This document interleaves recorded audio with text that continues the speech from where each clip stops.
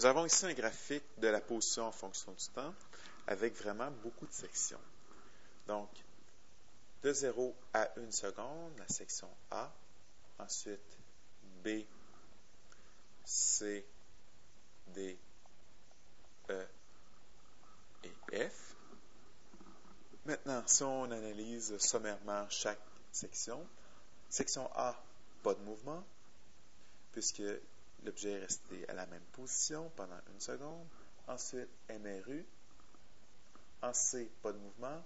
En D, l'objet est passé d'une position de 6 mètres à 2 mètres. Donc, l'objet a reculé de 4 mètres. Donc, un MRU, mais on sait que nous allons avoir une vitesse négative puisque l'objet a reculé. D'ailleurs, la pente aussi est négative. Ensuite, en E, encore une fois, l'objet continue de reculer, passe de 2 mètres à moins 4 mètres. Donc, il va être derrière la ligne de départ, le point de référence, finalement, qui est le 0. Et ensuite, il va rester en F immobile pendant 2 secondes. Donc, qu'est-ce que nous voulons maintenant? Nous voulons le graphique de la vitesse en fonction du temps. Donc, ici,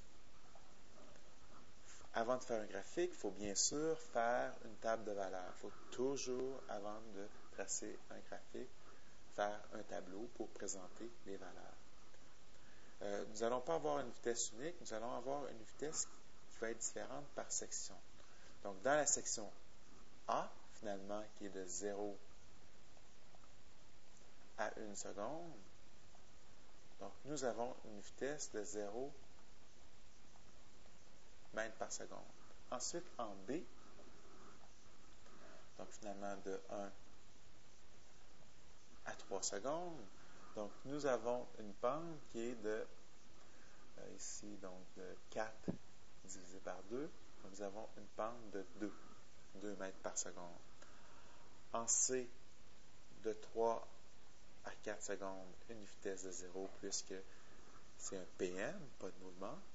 En D maintenant, nous avons une variation de moins 4 sur 1. Donc, moins 4 mètres par seconde. Ensuite, en E, nous avons une variation de moins 6 sur 3. Donc, moins 2 mètres par seconde. Ça, c'est de 5 à 8. Et finalement, en F, de 8 à 10, nous n'avons pas de mouvement. Donc, l'objet est resté immobile, donc une vitesse de 0.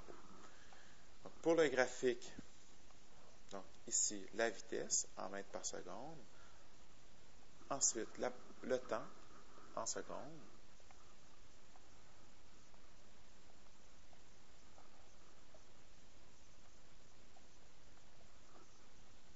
J'ai peut-être avantage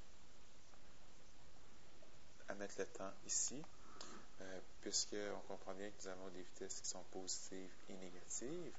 Donc, quand je vais graduer 0 mètres par seconde ici, 2 mètres par seconde ici, moins 2 mètres par seconde ici, moins 4 mètres par seconde ensuite. Pour le temps, donc, on doit aller jusqu'à 10. Donc, 1, 2, 3, 4, 5, 6, 7, 8, 9, 10. Parfait. Donc, ici, je peux écrire 2, 4, 6, 8 et 10. Et comment nous allons faire pour représenter que de 0 à 1 seconde, la vitesse a été 0? Donc, simplement, nous allons faire une droite horizontale. Ensuite, de 1 à 3 secondes, la vitesse a été de 2. Donc, nous allons présenter ça de cette façon-là. Et la transition entre les deux, toujours, on va y aller avec un pointillé de cette façon-là. Donc, ensuite, section C, 3, 4, 0. Ensuite, section D, de 4 à 5, moins 4. de 5 à 8, moins 2, et de 8 à 10, 0. Je vais poursuivre avec les pointillés. Donc, on voit comment la vitesse a varié dans le temps.